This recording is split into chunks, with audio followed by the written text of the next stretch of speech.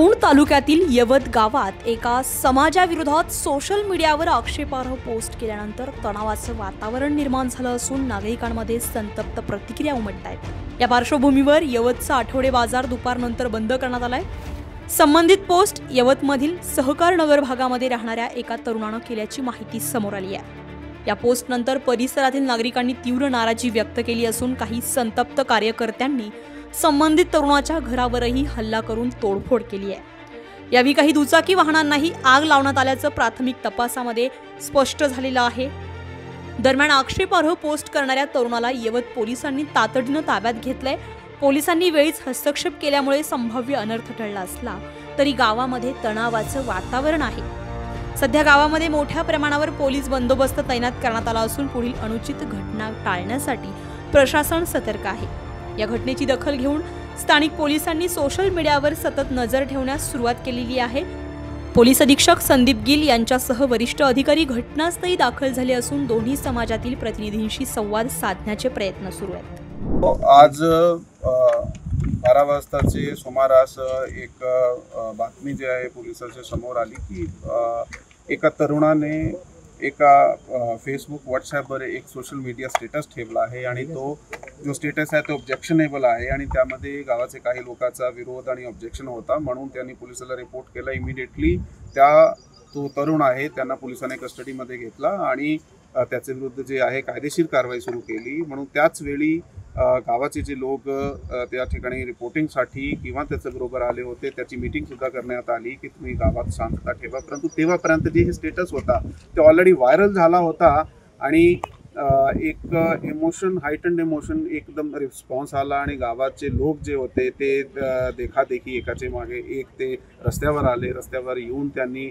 वेगवेगळे ग्रुप करून गावाचे वेगवेगळे भागाकडे जाण्याचा प्रयत्न केला आणि 1-2 ठिकाणी त्यांनी तोडफोड करण्याचा प्रयत्न सुद्धा केला आणि त्याच वेळी जे पोलीस फोर्स आहे इमिडिएटली त्यांनी आमची प्रथम जे पोलीस पार्टी होती त्यांनी रिस्पॉन्ड केला आणि 15-20 मिनिटाच्या सुमारास आमची बाकी पोलीस तुकड्या त्या ठिकाणी आल्या आणि त्यांनी ते तरुणाला आवाहन केला, सिटिझन्सला आवाहन केला, काही लोकांना काही ठिकाणी थांबण्यात आला।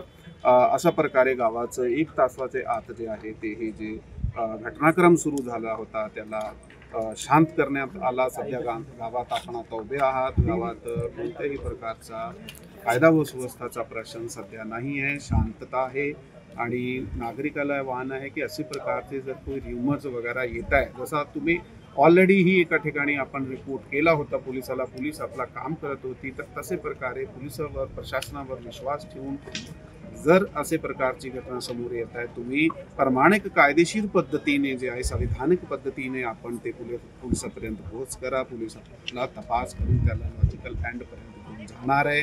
कुठल्याही प्रकारचा कायदा व सुव्यवस्थेचा प्रश्न निर्माण केला ते सर्वांसाठी त्रास होते। असा न करता चांगले नागरिक म्हणून आपल्याला समाजामध्ये शांतता ठेवायची, कायदा व सुव्यवस्थेचा प्रश्न निर्माण करायचा नाही असं आमचं नागरिकाला आव्हान। यामध्ये आता सध्या आमची टीम्स आहे, आम्ही सुद्धा आता गावात पेट्रोलिंग करतोय। आमची टीम गावात बंदोबस्त सुद्धा करत आहे। 1-2 ठिकाणी काही शेड होते, टीनचे शेड वगैरे आहे, ते टीनचे शेड 1-2 त्याचं नुकसान झालेलं आहे। एका ठिकाणी एक वाहनचा सुद्धा नुकसान आहे। असे प्रकारचे 2-3 ठिकाणचे आपल्या समोर आलेले आहे, त्याचे ऑलरेडी आमची टीम आहे ते त्याला ऑब्झर्व करून रेकॉर्डवर यामध्ये काही लोक जे आहे ते आमच्याकडे आमची पद्धतीने तपास ते चालू आहे। काही लोकांना अहवाल पद्धतीने, काही लोकांना सोबत घेऊन बसून पोलीस स्टेशनला बसून अशा पद्धतीने हे शांत करण्यात आले। आता सध्या गावात शांततेची परिस्थिती आहे। आपण गावात आलोय, आता आपण गावाच्या मध्यवर्ती ठिकाणात थांबलोय। गावात पूर्णपणे शांतता आहे। आपल्यातर्फे सुद्धा लोकांना हे आवाहन केलं पाहिजे की कोणालाही कायदा व सुव्यवस्था किंवा कायदा हातात न घेता शांतपणे शांतता। सर, ज्या ठिकाणी ज्या व्यक्तीनं जी पोस्ट केली होती तो इथला नाही असं कळते, स्थानिक नाही असं कळते, तो बाहेरचा आहे का? आता यामध्ये कसं आहे की जसं मी सांगितलं की ती तपास चालू आहे। आता तो नेमका राहणारा इथला आहे, कधीपासून इथे राहत आहे, किती वर्ष झालेले आहे, हे सगळ्या गोष्टी तपासामध्ये आपल्याला निष्पन्न होतील। गावातील नागरिकांना शांतता आणि संयम राखण्याचं आवाहन पोलिसांनी केलंय।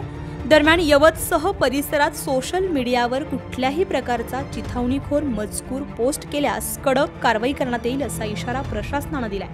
लोकमत.com साठी किरण शिंदे, पुणे।